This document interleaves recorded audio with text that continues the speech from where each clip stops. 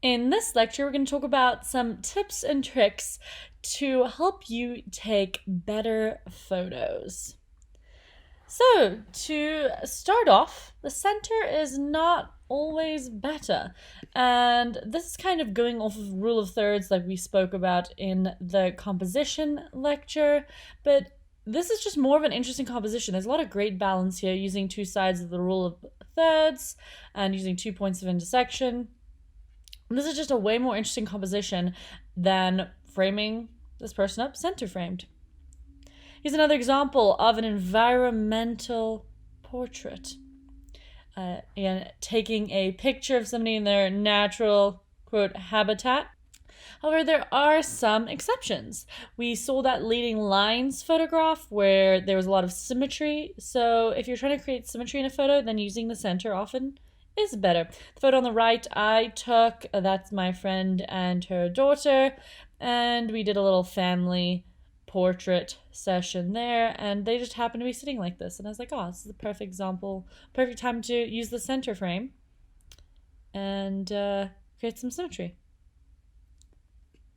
Tip number 2, switching the angle or perspective. This is another photo that I took of a gym owner, and this is on a pull-up bar, and I was taking photos and they just looked a little anticlimactic, and yeah, just got up in a box and tried to create a more interesting angle. Again, here's that shallow depth of field, eyes in focus, hand out of focus.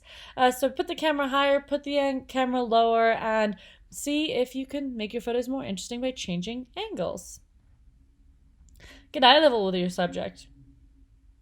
It's kind of the opposite of the other picture, but sometimes getting on the ground or getting higher can help you connect with the person or the subject more as a viewer. So, something about the high angle shot. Be careful doing high angle shots because it can often make the person you are photographing seem small or insignificant or weaker.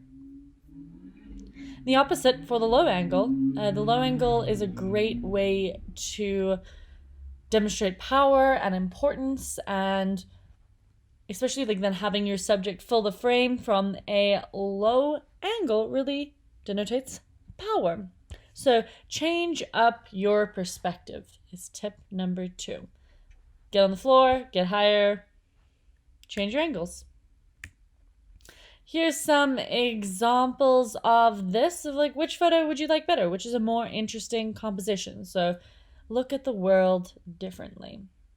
Tip number 3, leaving lead room. So if you're using rule of thirds, you want to frame your subject up rule of thirds, but with their face looking into the look space. That's what this is called. Like here, the one on the left would be framed incorrectly because there is no lead room.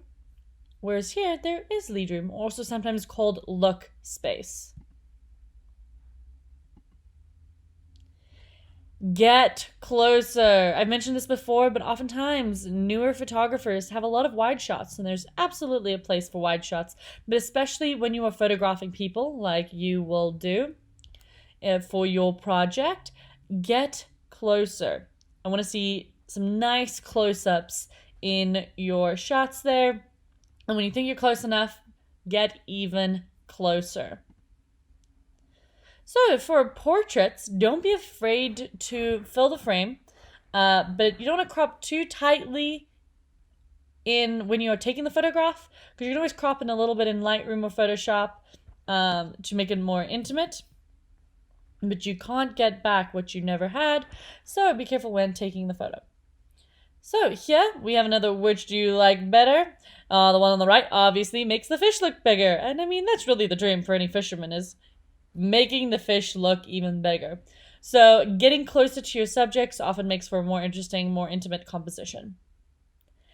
And here are just some fun photos of great moments in composition, a little decisive moment with some rule of thirds and timing and subject placement for fun. And this one always cracks up the class. So those are some tips and tricks to help you take better photos off the get-go.